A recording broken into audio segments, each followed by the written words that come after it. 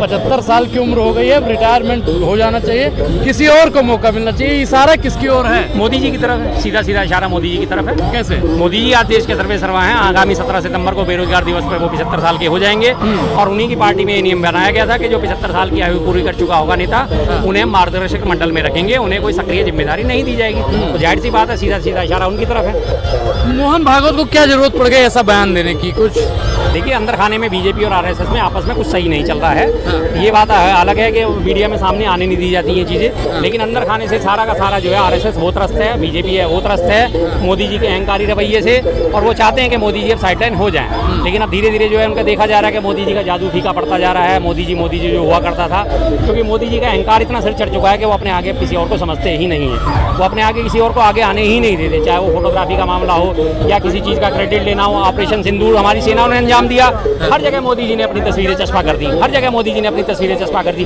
कि जैसे हर जगह चेन गन लेके मशीन गन लेके वो ही गए हों। तो ये चीज़ें जो है एक और चीज़ हो जाती है। हर एक चीज़ का वक्त आता है, चाहे अगर हम इस चीज़ को थोड़ा सा राजनीति से हट के किसी और चीज़ में भी देखें, अगर हम सिनेमा की तरफ अगर हम जाएँ तो हर एक का वक्त आया था। कभी राजेश खन्ना साहब का दौर चलता था, फिर उसके बाद अमिताभ बच्चन साहब का दौर आया, विनोद खन्ना साहब का दौर आया, हर कोई अपनी पीक पे पहुँच के नीचे वापस आया ना। तो यही चीज़ राजनीति में भी होती है। किसी चीज़ की हर चीज़ का उत्थान और पतन जो कहते हैं हमारे भगवत गीता में साफ साफ कहा गया, हर चीज़ का उत्थान और पतन निश्चित है, निश्चित है। लेकिन शर्मा जी आप बताइए कि नरेंद्र मोदी को पद से हटाने आरएसएस का क्या काम है? आरएसएस और बीजेपी का क्या रोल है?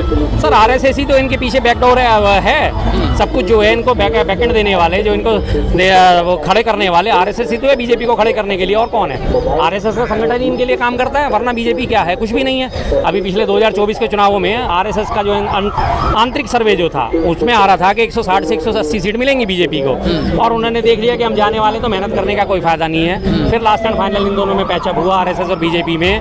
आरएसएस मैदान में उतरा, थोड़ी उसने मेहनत करी, जगह जगह जाके अपनी सभाएं करी, देश भर में उन्होंने अपनी शाखाएं लगाने के करके और उसके बाद सभाओं का आयोजन करा, तब जाके इन्हें 240 सीटें मिली थी।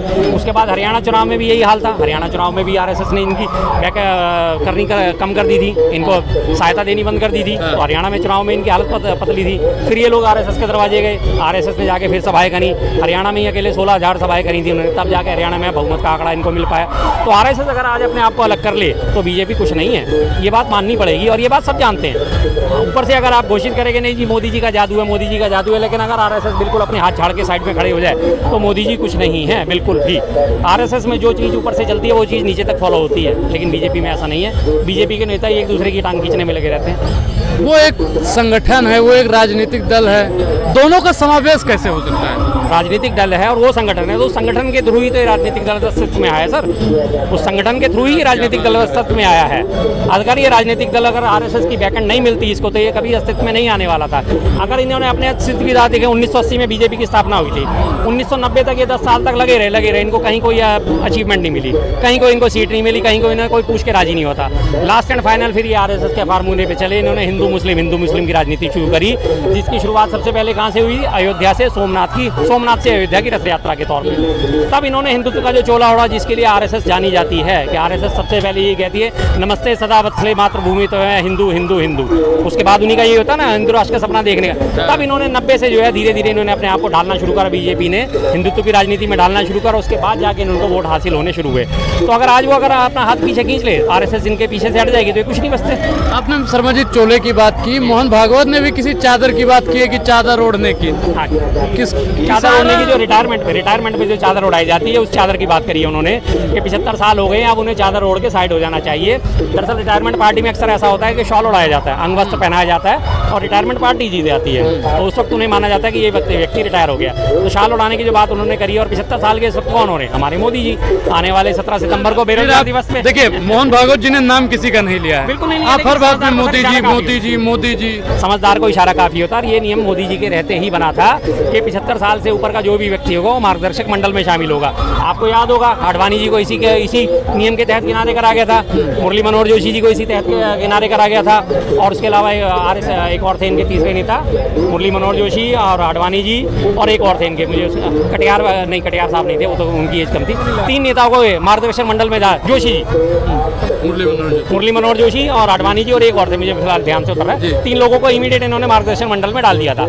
हवाला क्या दिया गया था? हवाला यही दिया गया था ना कि 75 साल इनकी उम्र हो गई है, अब ये आगे आने वाली पीढ़ी जो है द्वितीय पंक्ति का जो नेतृत्व है उसके जो है मार्गदर्शक करें, तो इन्हें मार्गदर्शक मंडल में इसलिए रखा जा रहा है। तो वही चीज़ अभी इनके ऊपर लागू होगी। जब आप दूसरों के लिए गड्ढा खोदते हो तो आपके लिए भी तो गड्ढा कहीं ना कहीं खुद रहा होता है सर। राहुल गांधी ने कह दिया कि उड़ीसा में अडानी की सरकार है। अब बताइए, बीजेपी की सरकार, कोई लोग अडानी की सरकार, और आप कह रहे हैं कि आरएसएस यानी बीजेपी।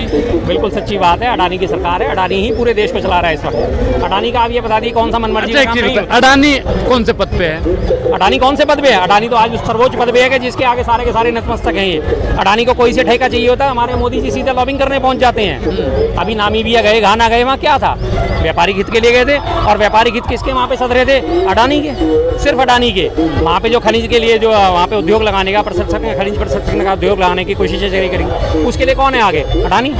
जहाँ चाहिए कोई सा एयरपोर्ट देख लीजिए, वो अडानी के हाथ में, रेलवे देख लीजिए, वो अडानी के हाथ में, पोर्ट देख लीजिए, बंदरगाह देख लीजिए। आज की डेट में 40% से ज़्यादा पोर्ट जो है बंदरगाह हमारे अडानी संचालित कर रहा है। तो फिर क्यों ना कहें अडानी की सरकार है, अडानी जो चाहता है वो होता है। छत्तीसगढ़ में पूरी की पूरी सरकार बदलवा दी थी क्योंकि हसदेव जंगल के नीचे खनिज का भंडार पाए गए थे, और आज अडानी के कहने पर वो सारा हसदेव जंगल साफ करा जा रहा है। किसी की आवाज़ निकल रही है? कहाँ है हमारा एनजीटी, नेशनल ग्रिड ट्रिब्यूनल?